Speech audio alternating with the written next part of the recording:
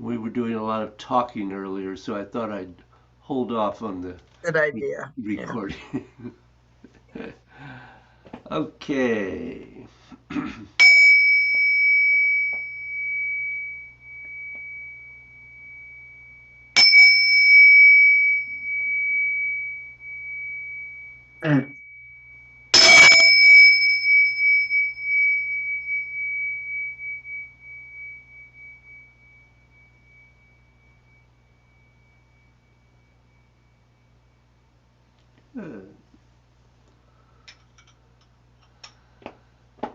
So, did you play a little with this integration of elements? Little. That's a good word. A little?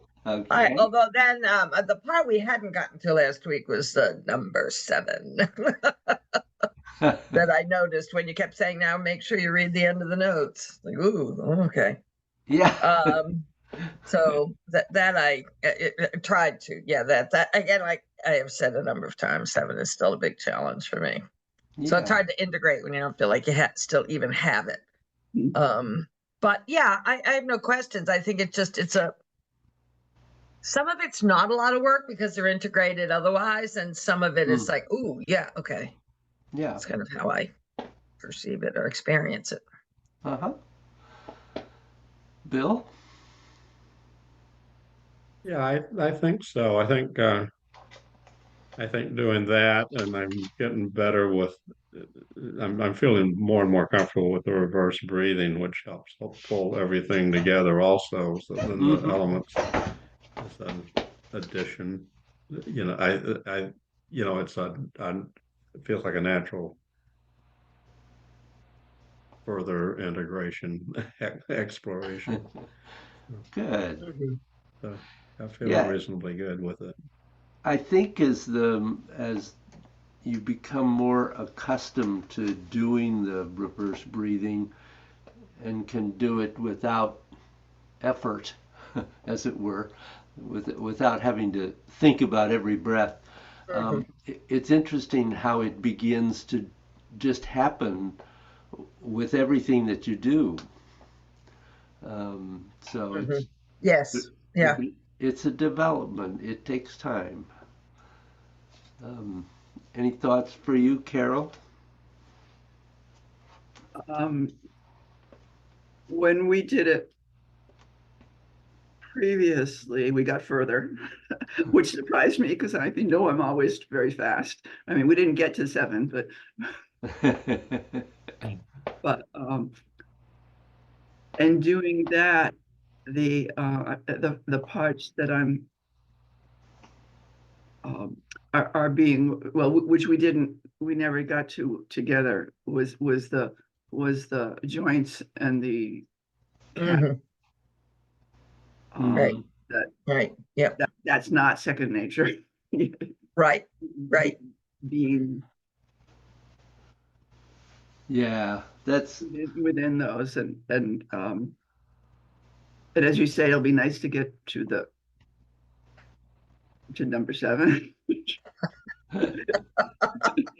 Nice to get to it and to get it.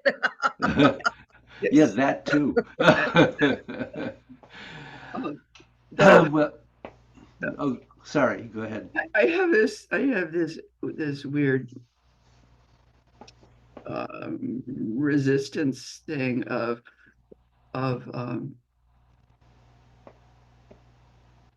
wanting to do it in my own time. And Hmm. so I'm torn between following, doing it with the video because it gets me one thing, and then I can do that for a little while, and then I get, after a few days, I say, no, no, no, I got to do it myself. That's Or, okay. I want to focus on all this. I just want to do it. Yeah, Yeah. So absolutely. Well, that's what we hope will ultimately, that's what we eventually happen. go, but not Right. exactly the way I'm Goal. doing it. Adam, we were talking about anything you may have run into in doing this integration practice? You, No, I think the same probably difficulties that everyone is having, difficulties integrating things without concentrating on things one at a time. yeah, Basically, as soon as you let go of focus on it, I would have doubts whether it continues, automatically. You know what I mean? yeah, yeah, absolutely. So, Okay. Well, we're going to do it again today because, I think so. and perhaps again next week even. I'm not sure. Be interested in your thoughts about that at the end of the class today. But I think this is difficult enough to spend a little bit of time on it. And as I was suggesting at the end of class, one of the things that you really need to try to do is to slow down your breathing so that you slow down the whole practice and give yourself time to do things. So see if you can allow yourself to slow down. Don't try to force yourself to slow down, because that of course doesn't work. But see if you can allow yourself to slow your breathing today. So if you'd like to stand.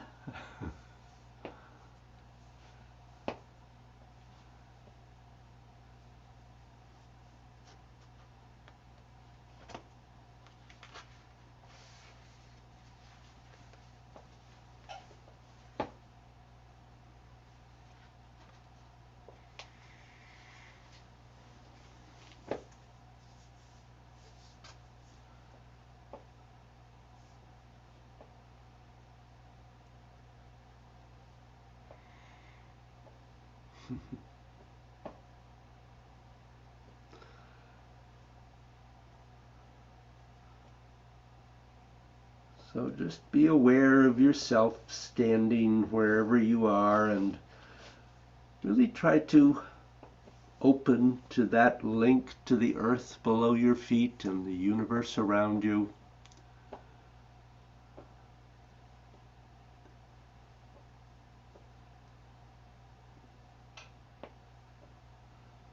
Allow your body to open and soften.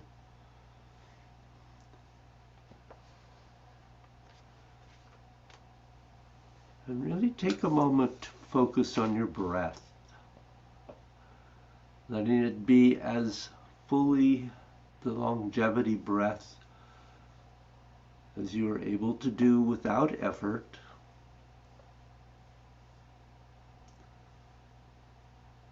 And let your breath just smooth and soften and lengthen.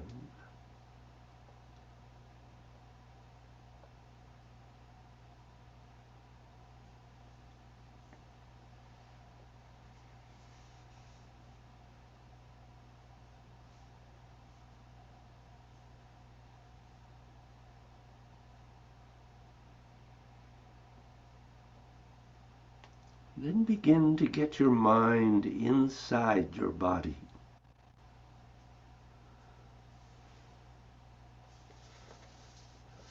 Have it go through every part of your body, from your head to your fingers to your toes.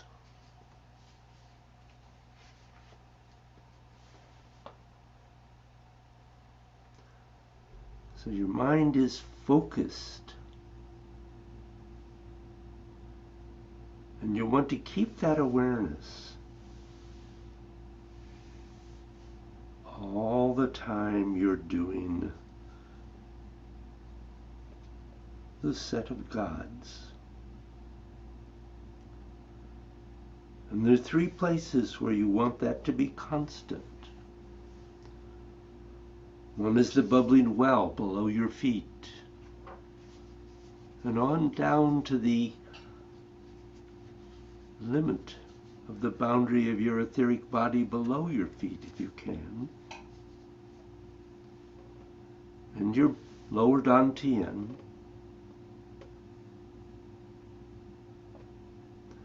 And Bai Hui at the crown of your head. And if you can, take it to where it ends in your etheric body above your head.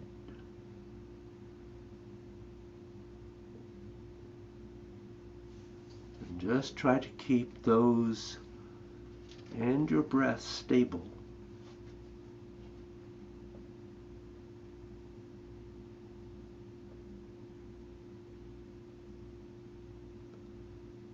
Let your breaths be very easy, smooth, and quiet.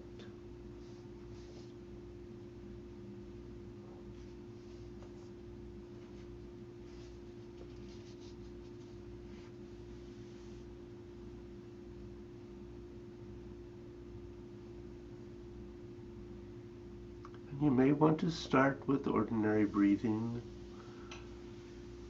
or maybe you can begin with the reverse breathing.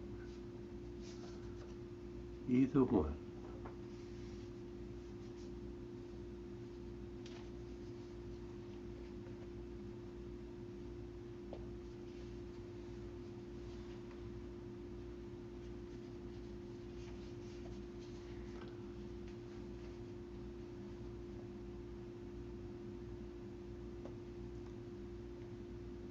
And now begin your set of gods.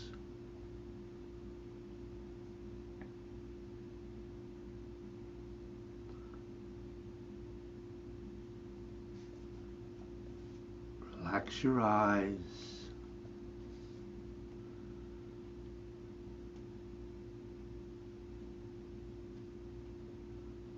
So even though you're aware of what's outside, your vision becomes inner.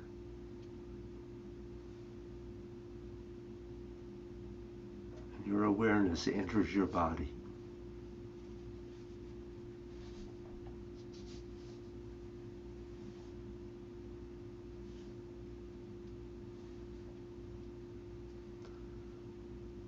Now start focusing on the yin and yang meridian surfaces of your legs and your arms.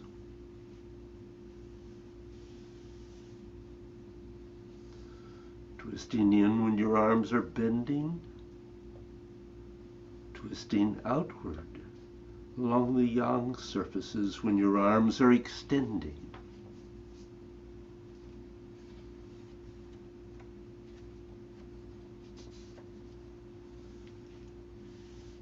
And be sure you're staying stabilized in the boundary of your etheric body above your head and below your feet.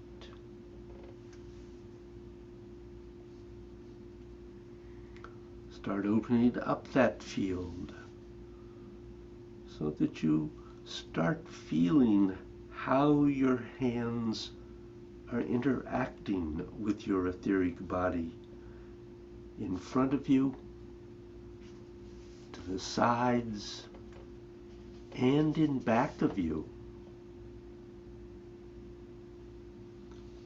Ice to water, water to gas.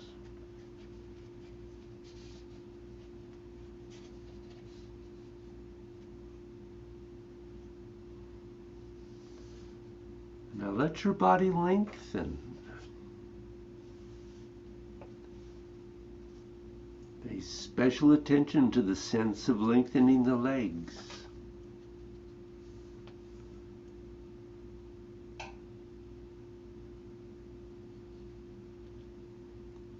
And be aware of twisting as you lengthen. Twist outward towards the yang surfaces of your body when you extend. And as your arms bend, twist inward along the yin surfaces of your body.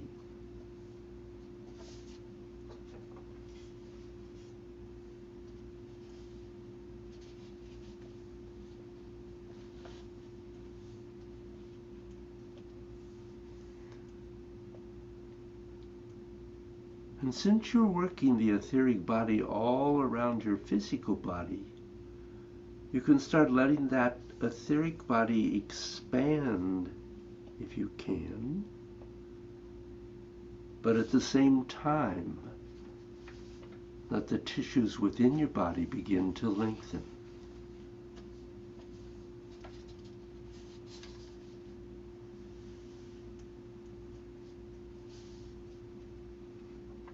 You're lengthening all the way through your body.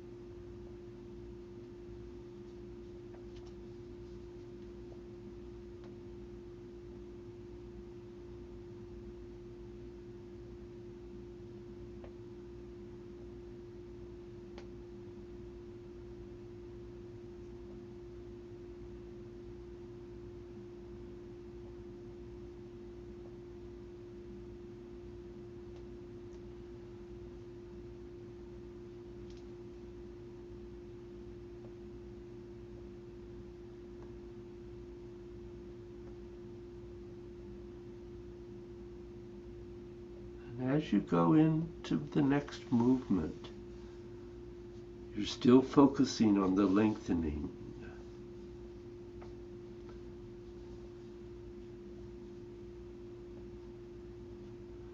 And your etheric body extending, expanding, as your physical body expands.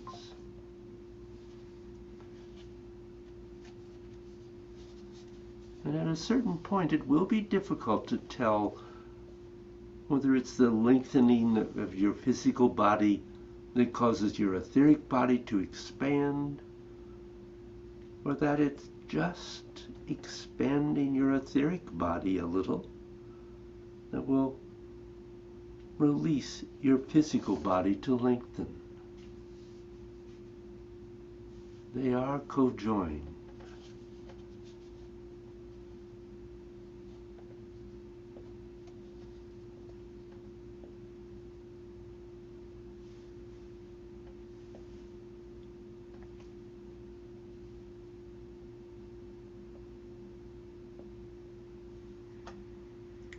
And then begin to focus on the rotating of your arms and legs, outward and inward.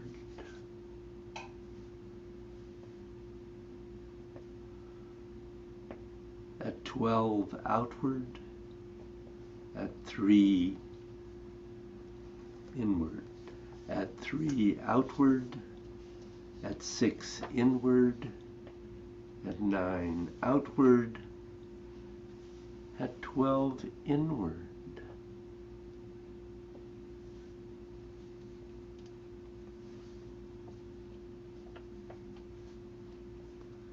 And once those rotations are stable, start twisting your arms and legs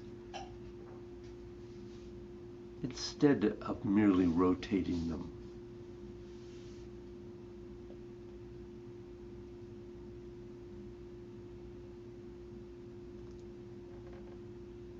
And is your breathing remaining smooth? Are you still stably connected to the boundary of your etheric body below your feet and above your head?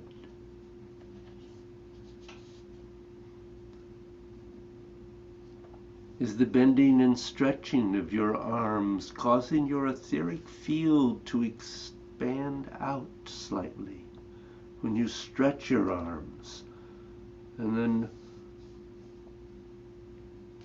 when they bend, to come in slightly?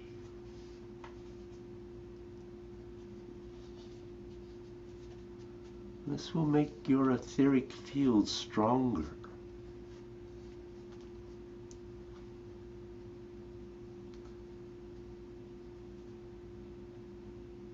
And note if there are any blockages in your etheric field.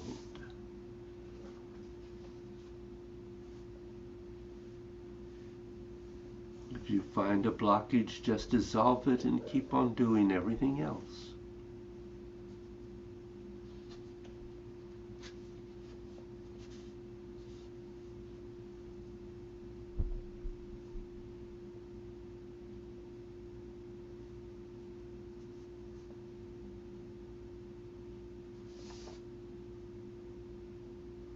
And you want to continue this for as long as it takes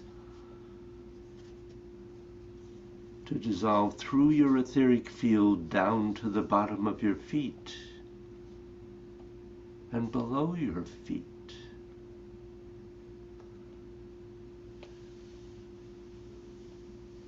And when you finish that, immediately afterwards, seamlessly start dissolving upwards.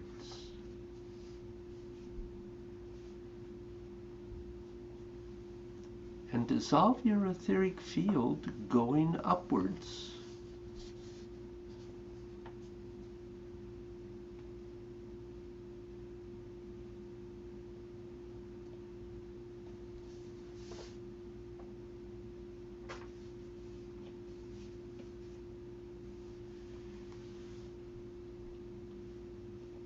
You want the etheric field and the lengthening of the tissues of your body moving together.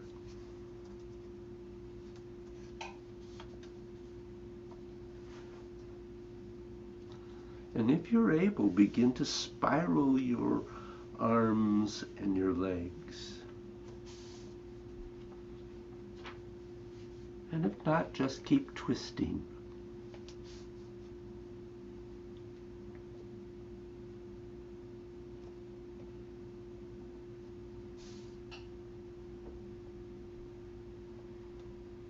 Now remember, as your arms get down to the sides, the object is to open up your etheric body to the sides, as well as to cause every lateral movement of your physical tissues inside your physical body.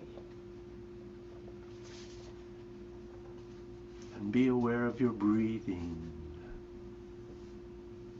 Keep it smooth and soft.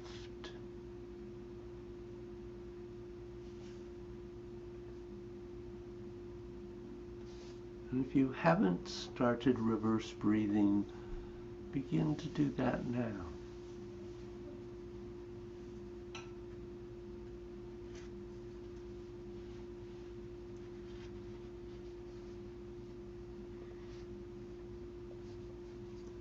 And begin to focus on the chi that's inside your body.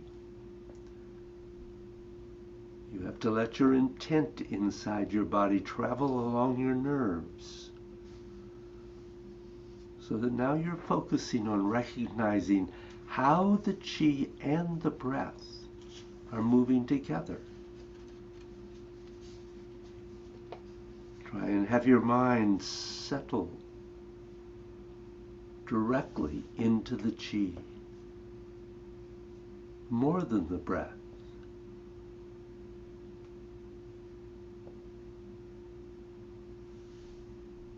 Focus on the chi rising up your body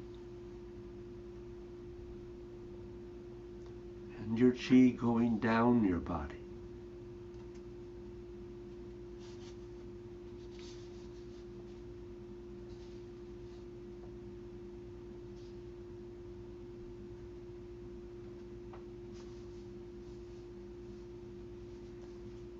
And is your chi moving your hands directly?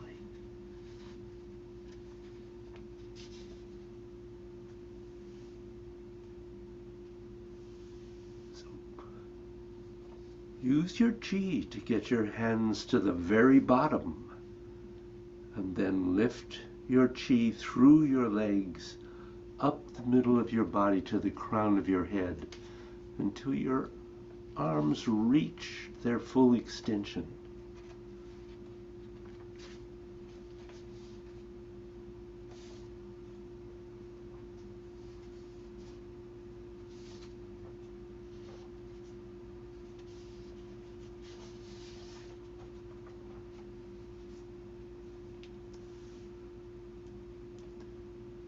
Now start to open and close all your joints and all your cavities. Is it your chi that's opening and closing your joints? Or the opening and closing of your joints that is moving your chi?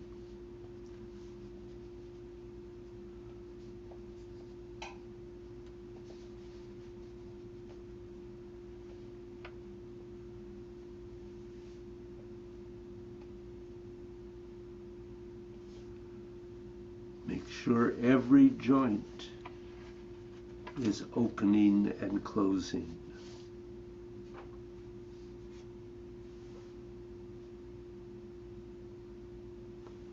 Connect the current from the center of one joint to the next until the opening and closing of your joints is creating another chi movement inside your body that's very clear and very distinct.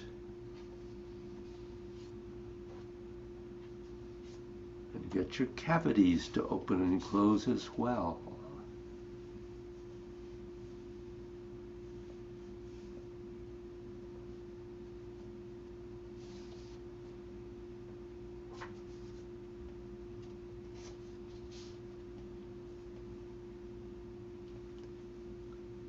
Until all your joints and all your cavities are moving together. And your lower dantian starts pulsing. And it is your lower dantian that determines the speed at which your cavities pulse.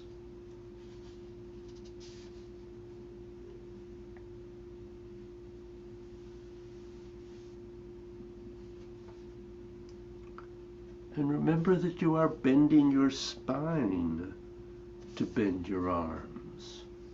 Open the C-curve of your spine to open your arms.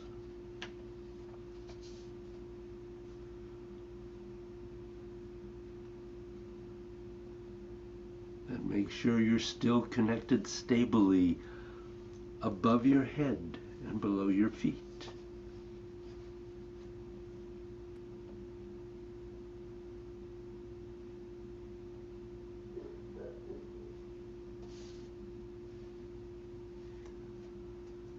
Now, bending and bowing the spine is how you're going to connect all the lengthening and all the opening and closings in yourself, directly moving the chi.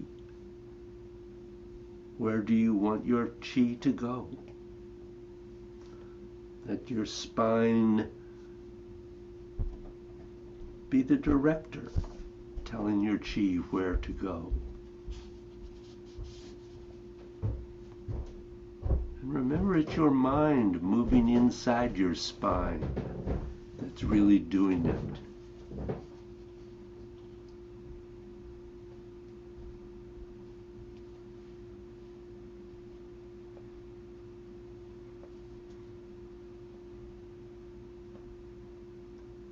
And remember to wrap the fascia of your body. Wrap the back to the front and the front to the back until they are stable.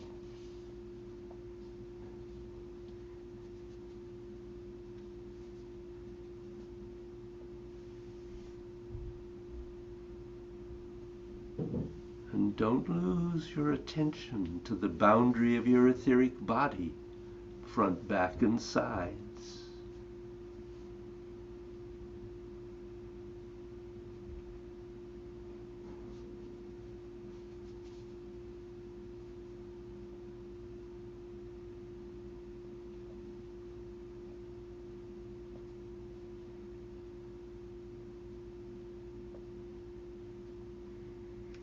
If your wrapping is complete, you can block out whatever extraneous impulses there are in the air that are coming off of people. They're coming off of anything. You can use that to get peace and quiet inside.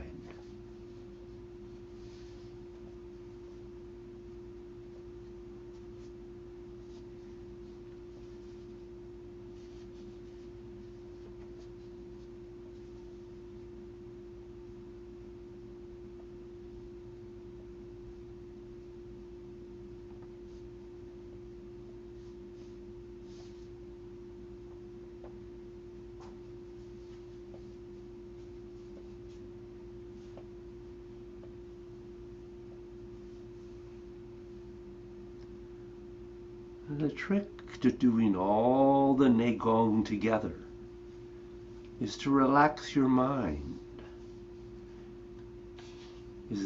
Is that when your mind relaxes enough, your unconscious mind is actually going to give the commands. And this is why you need to practice this a lot, until the ways in which you want to do things are stabilized inside of you.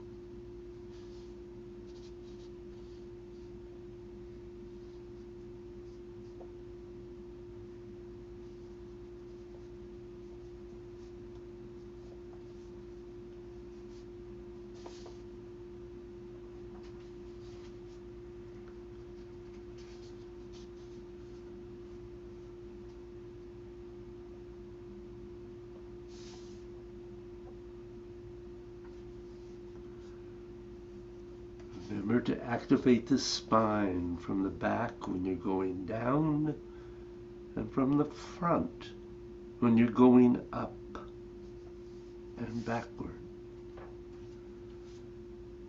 As you're making the spine go around, this spiral go around your spine, it's causing everything in your body to rotate.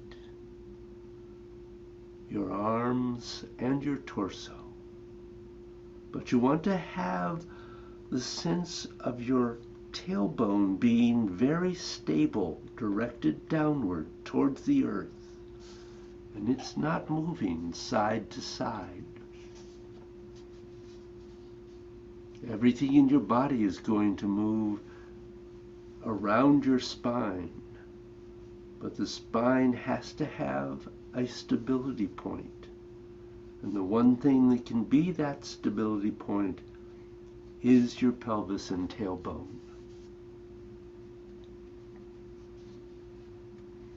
And it's important to notice and push that extra bit to release something that's tight. Just take it to your 70%.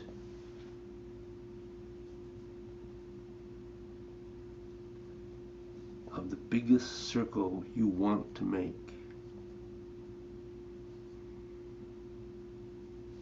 And that will happen very effortlessly, as long as you don't push it in the beginning.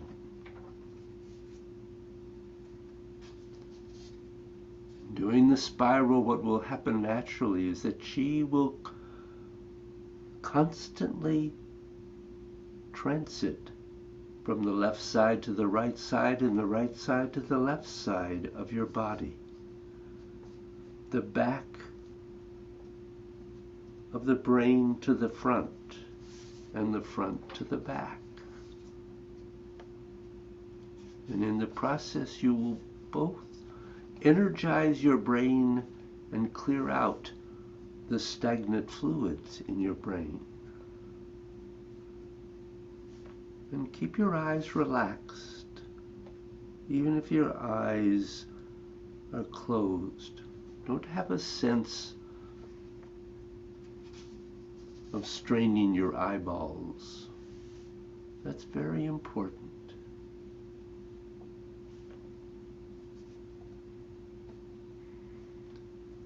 When your circle goes forward, it's going to be the bending of the posterior spine. But when you start to lift your head, you're going to lift from the front of your spine, the anterior part.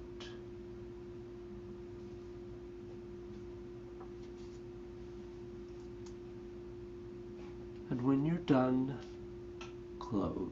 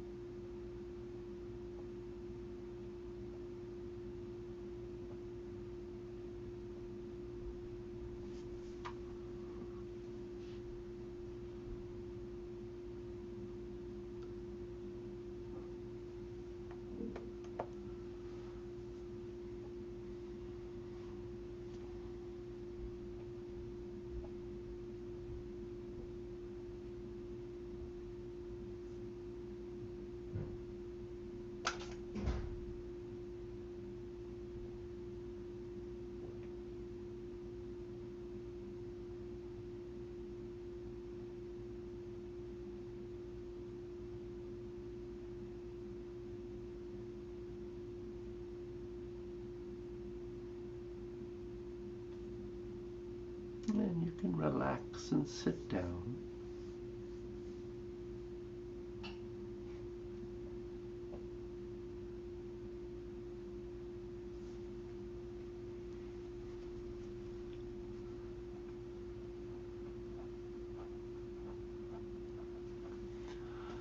I have to say, you all slowed down very well. Good job. So, how did that go this time?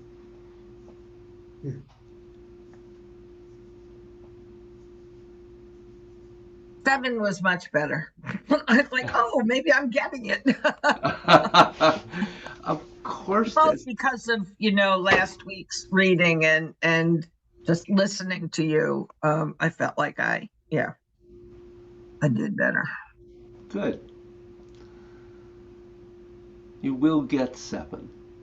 I will. I mean, I know I've been doing this for decades, so I know that eventually it will come. It will come. Good. Slowing is obviously great. It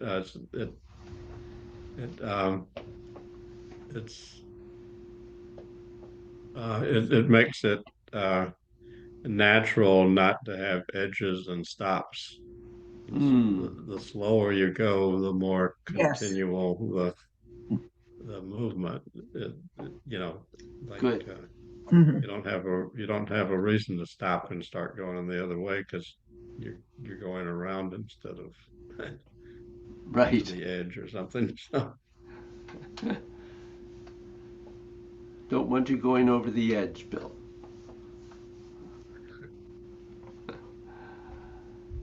I let go of counting and just did as many repetitions as felt right for the posture. Oh, good. Oh, good. That was.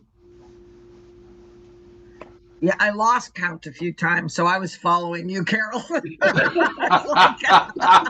At some point, I was so deep into what I was doing and listening to David, I'm like, oh my God, I have no idea if I'm on 9 or 15, so.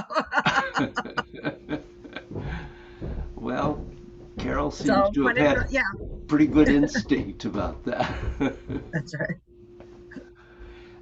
After you've been doing this long enough, you do have an instinct that when you get to about 18 to 20. Yeah, I think that's true. Yeah. And it probably is not hugely important that it's precisely 20 every time, as long as you're close. Well, that's reassuring. Unbalanced, like 20 on one side of 3 and 12 on the other side of 3. Yeah. So What's difficult in that?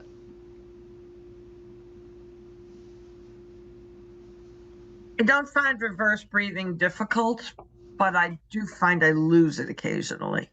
Mm-hmm. And I don't know quite why. I mean, I haven't quite gotten to that point of analyzing, like, is there a reason I can fix, or do I just need to concentrate on it? So I find the reverse breathing is important to me in this practice.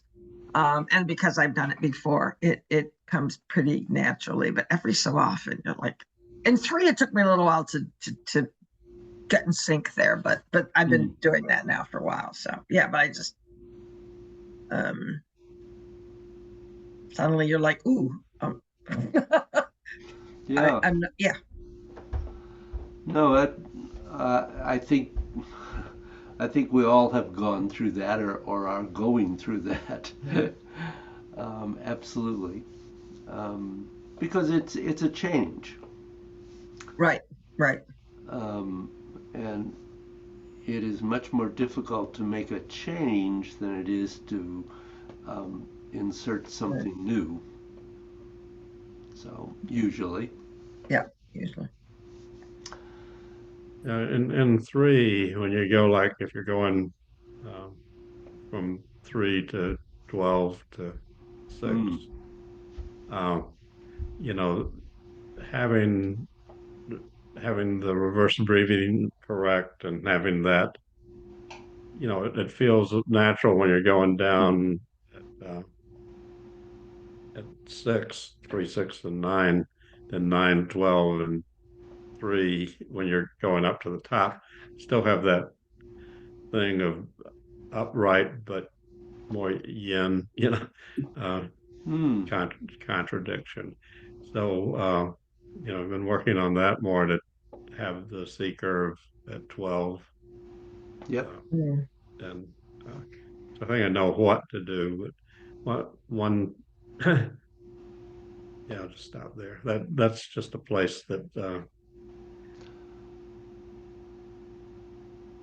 yeah, it's more of a, I'm thinking about more than most of the other parts. Yeah. That is difficult to maintain the yinness, if you will, of 12, because it's the top of the circle, and we're most often going in the opposite direction when we go up. So Right. yeah, Right. Yeah. Right. it's but it is something you can find. It's there. Yeah, It's just there. it's also more subtle than 6. Yeah. I Yes. think, in the early going, I practiced it completely wrong. I was thinking, no, we're up, so Come everything on. is pretty young, but it's the opposite. So, Yep. Yeah. Right, but at the same time, 3 and 9 make sense. So, Yeah. so although can't be. 3 and 9 in the early going, I was really overstretching, and it's But that Yeah. is very young, I doing the think. So, wrong things yeah. with the arms, and that was crazy. But Well, right. Yeah, I think we all were a bit, Bill. that's Yeah, it was like I was in the grocery aisle going from one side to the other to grab things off the shelves or something. part of the process. I sometimes with 3, especially when we're doing it with Dave's narration, my back gets tense, it gets hurting. And Yeah. it did not this time. Hmm. And I think it's being more conscious of the yang on the sides, so that I was not just staying in the C curve all the way around. So Right. that, see, not see. Yeah. And Good. I think that helped focusing on the sides more, and and letting the top be the sea. Yeah, good. That's a good way to think about it. Adam, we were talking about what was difficult or what was a problem. Yeah, for what I could do, I Yeah. think just staying focused on like the one thing. You know, kind of the monkey mind trying to jump between the different Neigong techniques, and then remembering, you know, just also pointers about the physical movement is a challenge. But towards once I got into it, I was able to kind of connect with just staying focused and present with how one piece integrated with the rest. So Good. and then the obvious challenge of people knocking on the door. Yes. Are you at work? Yes. Yeah. I'm in my office at work. We're glad you could be here for what you could be here for. I'm happy to be here too, you know. So. Good. So, as I had mentioned earlier, I am kind of inclined for us to continue this for another week. Does that seem like a good idea to the rest of you? Yes. Yeah. Okay. Yeah. Good. So try to do this week either with my voice or not. If you can keep all those things in mind without hearing my voice, go right ahead. Or even some of them. Some of them maybe. Some of them, Yeah. yeah. I think you're right, Carol. Yeah, for me too. Yeah. Yeah. Some come easier than others. And I've well, since you did it twice with me before, so this is the Yeah. time around, which is great. Yeah. And It's a little, I've made associations with the fascia is happening on number 6, and the joints and the cavities is number 5. So that okay.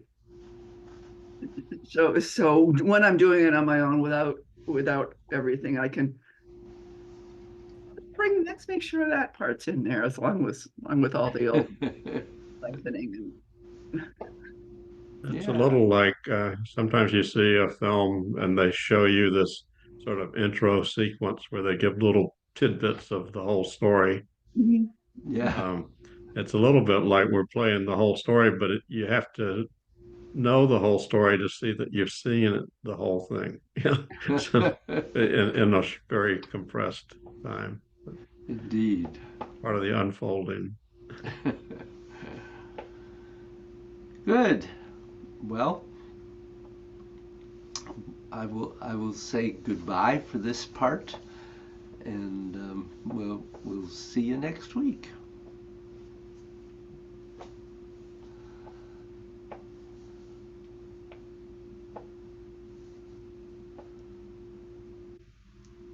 And Oh, it's only one person leaves this time. Wow. yeah. Aha. Can I assume, David, that what you're saying, just in terms of finishing up cards, is that you will be sending out the video, and are there notes with that, or we're doing the same notes, or? I'll send it is the same notes Basic. of the practice section. But as you may have noticed, I was editing today as we went along, and so the notes are the full notes. Gotcha. What you're hearing is how I edited it as we went along today, because I wanted to make sure we got close to doing the whole thing. Yeah, no, I learned by reading and experience, and then practicing. So that does help bring it into me. Yeah. So I can also reread last week's. Sure. Maybe I'll do both. Might be good. Might be good. So, Joanne, did you get a chance to practice the form at all I this did. weekend? I mean, I'm still struggling with that kind of. I think I've got some new Tiger a little bit. I think my frustration this morning was trying to go back and look at it's the March 6th video where you did that series for me, and I still I have that back to turn and back fist, but then jump high and double kick, I just kind of lose my legs on that one. And then I know I'm going into incense, but I just kind of feel like that's a bad for that's I don't have that one down. I practiced that a few times and then keep going. Jump high and double kick is a little misleading. The name. Yeah, you're not really jumping high. No, and I'm not actually. I don't think anybody knows what may have originally been done there. At least not in our lineage. So yeah, I could understand. But it is a transition. Something Yeah. needs to be done, and my Yeah. feet need to end up in the right place. I think Right. little It- things like that. It is a help when your feet end up in the right place, isn't it? They don't always, especially in paragraph 2. So that's kind of been because Carol, I didn't do it for a long time because I was having all sorts of ankle and leg and knee problems and the like. So I kind of, so I'm kind of coming back to, for the last few months, coming back to trying to really, but Well- I've been focusing, too much on the beginning, paragraph 1 and the beginning of paragraph 2. And now I'm struggling with the part I struggled with the first and second time around. Okay, so let's look at that section where you're not sure about the feet, where we after we turn and we do the kick with heel and then into single whip and into those misleading posture names. Yes. We can rename them.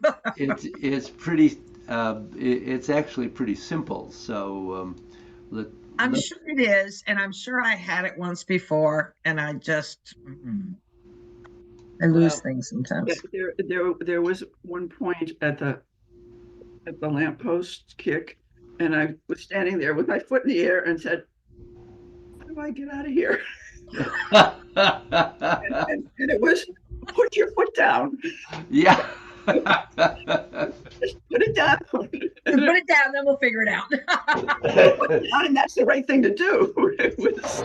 It's a lot easier when you put your foot down. Yeah. So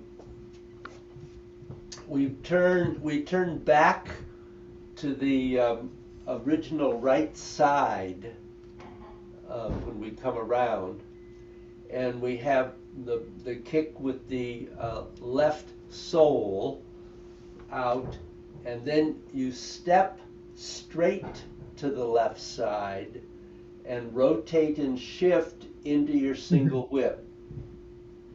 And then you rotate left, shifting onto that left foot, bringing the right foot parallel.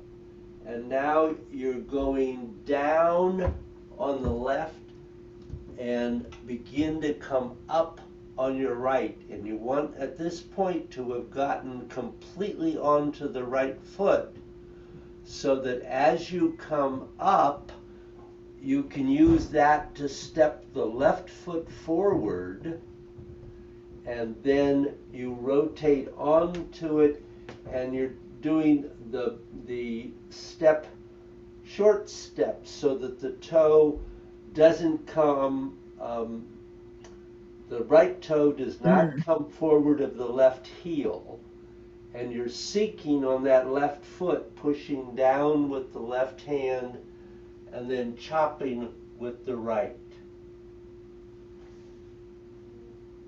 Is that right section that you were? No, it's actually after you turn. So then Oh. I turn and then you do the back fist and then it's the one going into Oh, okay. incense. Oh, okay. But that was helpful actually. So you get to here.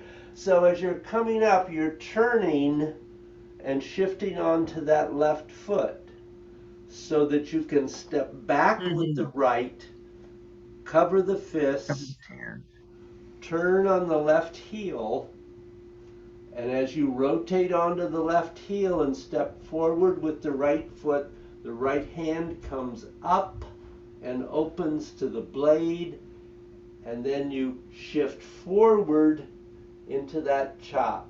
And the left hand is pushing down, the right hand is chopping forward. And then, of course, Peng and Ji, we've done a million times at this point. And then you turn that left foot, you shift on to it, and you're going to do a kick and step back behind yourself. So you have to kick and step back, and you're going to sink into offering incense. The weight is forward. And then you shift back into the right foot, sweep the left, good David, sweep the left back, and rotate and shift onto it in gargoyles. Step the right back, rotate and shift into gargoyles. And then you rotate to the right first to draw that foot in, and you have a kick with the left, and then spin on the right toe, and kick with the right, boom. And then you're into the end, which is assuming simple. So questions in there? No, in terms of the hands for when we're doing gargoyles, the hands are, I always get the hands wrong in terms of between that and subdue tiger. Yeah. The So- hands are it's two different ways. Yeah. They are subtly. Subdue tiger, Subtly different. you have the upper hand is palm down and the lower one is Right, yep. palm in. And in gargoyles, the palms face each other. Okay. All right. Yeah. So, do you have other questions in there? I don't. That was Okay. very helpful. Yeah. So, why don't you all flow through the whole second paragraph?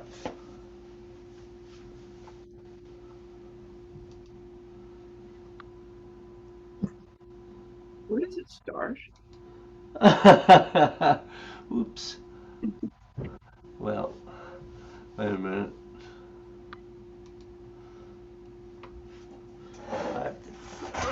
Let me do a little camera adjustment here. I'll be right with you. So it starts with facing to the left side.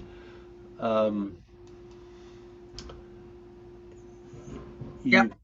At the end of follow and focus. Yeah. So you're going to begin somewhere here where you're at the end of follow and focus, and then you're going to turn and go into embrace tiger. Right? As best you can in whatever space you have.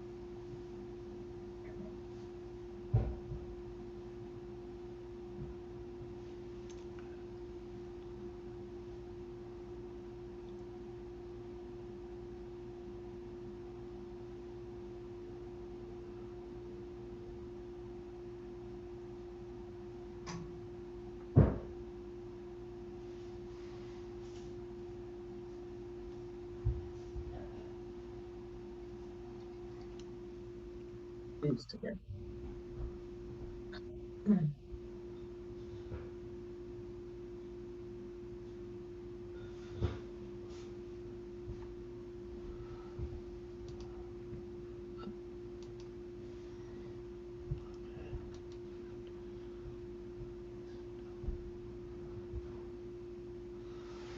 So, looks like we could work on the second paragraph. It's been a long time since we've done this class. A long time. Yeah. I think one of the things that I would say, Carol's obviously had a lot more experience with this, and Adam's been able to maintain a little better. One of the things is to think about the continuousness of the movement. Because one of the things I noticed was you were constantly stopping. It was small pauses, but Now I noticed a number of them. Right. yeah. Yeah. So that would be certainly one thing to look at, and there are a lot of details that I think.